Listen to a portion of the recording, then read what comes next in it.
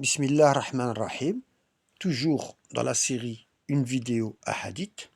Nous sommes ici avec le Sahih de Bukhari, donc c'est authentique chez les pseudo-sunnites, d'accord? Et nous sommes au tome 1, et ici nous allons aller vers le hadith 1392, en arabe ici, d'accord? 1392. Ici, ça nous raconte la mort de Omar ibn al-Khattab, d'accord? Bon.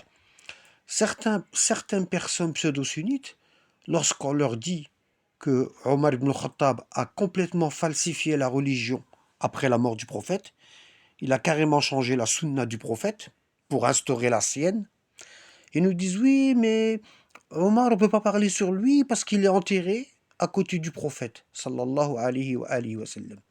Donc est-ce que le fait d'être enterré près du prophète fait que la personne elle est bonne?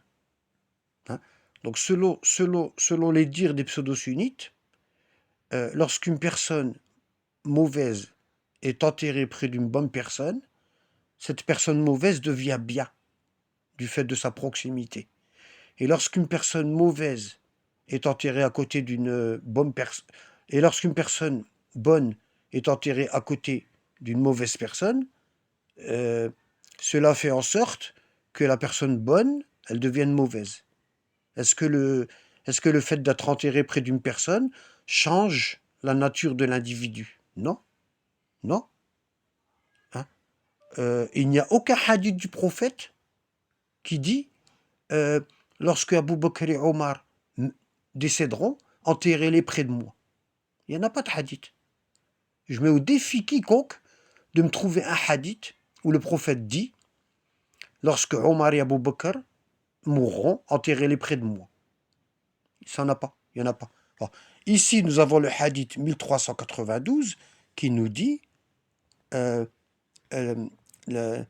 ibn Maymoun al-Aoudi, il dit j'ai vu Omar ibn Khattab dire à son fils Abdallah en ces termes: ô Abdullah, va-t'en chez la mère des croyants à Aïcha, donne-lui le salut de ma part, puis demande-lui que je sois enterré avec mes deux compagnons, c'est-à-dire le prophète Mohammed et Abu Bakr. Donc on voit ici que le prophète n'a pas dit à Omar de se faire enterrer là, ni à Abu Bakr, parce que c'est Aïcha qui décide ici. C'est Aïcha qui décide. Donc c'est Aïcha qui a donné l'autorisation à Omar de se faire enterrer à côté du prophète. D'accord? Elle dit quoi? Elle dit quoi? Elle dit j'aurais désiré cette place pour moi, répondit Aïcha. Elle a dit cette place, je la gardais pour moi. Hein? Mais aujourd'hui, je donne la préférence à Omar, mais je donne ma place à Omar. Quand Abdullah revint, Omar lui dit eh bien, quelle réponse apportes-tu?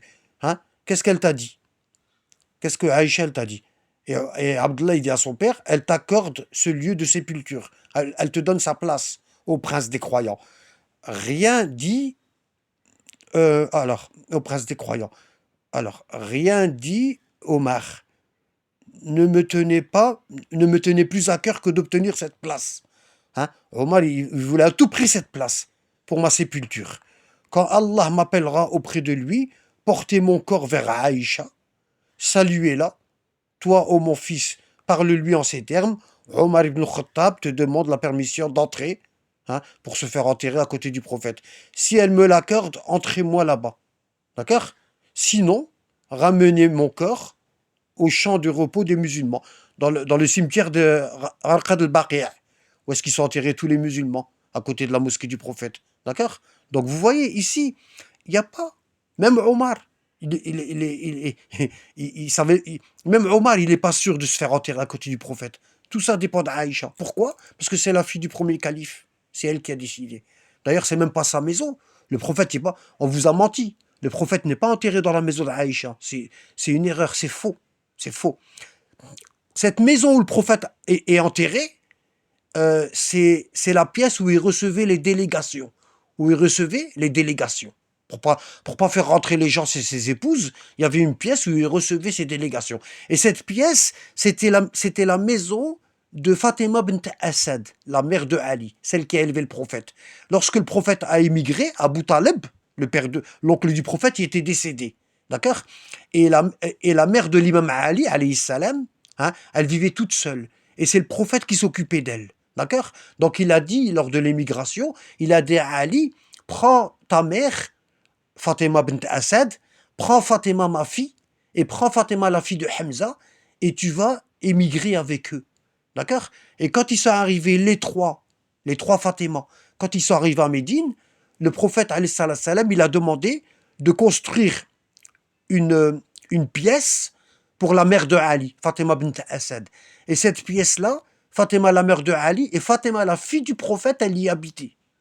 Ils y habitaient toutes les deux. D'accord? Bon. Ensuite, quand Fatima, la fille du prophète, elle s'est mariée, elle est partie chez son mari Ali. D'accord? Et quand Fatima bint Asad, la tante maternelle du prophète, hein, la tante du côté de son père, la sœur de la femme de Abu Talib, d'accord, euh, quand elle est décédée, le prophète il l'a enterrée, il a prié sur elle, hein, et cette pièce-là, elle s'est retrouvée vide, vide, d'accord. Bon, le prophète il recevait ses délégations, bon, et c'est dans cette pièce-là que le prophète a été enterré. D'accord? Le prophète, il va pas dire à ses femmes, laissez-moi me faire enterrer chez Aïcha. On n'a pas le droit de privilégier une femme par rapport à d'autres. Allah, il le dit dans le Coran. Il dit, si vous craignez d'être injuste, n'épousez qu'une femme. Il dit, épousez une, deux, trois, quatre, jusqu'à quatre femmes, mais si vous craignez d'être injuste, n'en épousez qu'une. D'accord? Et le fait que Aïcha, elle dise que le prophète, il a demandé à mourir chez elle, ça, c'est un grand mensonge. C'est faux. C'est faux. Pourquoi? Parce que le prophète ne va pas privilégier une femme par rapport à l'autre. Il est juste le prophète. Hein. Il va pas rendre malheureuse ces autres femmes. D'ailleurs, il y a un hadith sur ça, hein, où Aïcha elle raconte comme quoi elle était la préférée de toutes les femmes. La prochaine fois, je vous le ferai dans une vidéo, un hadith. D'accord?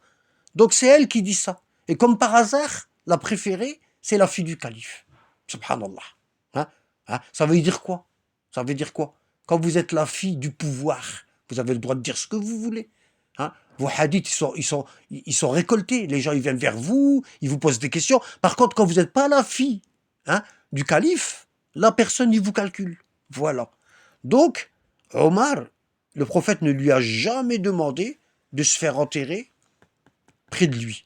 Et d'ailleurs, cette pièce-là, qui a été réquisitionnée par Aïcha, où est-ce que le prophète y est enterré et où est-ce qu'il recevait les délégations, elle a été volée à Fatima, les descendants du prophète.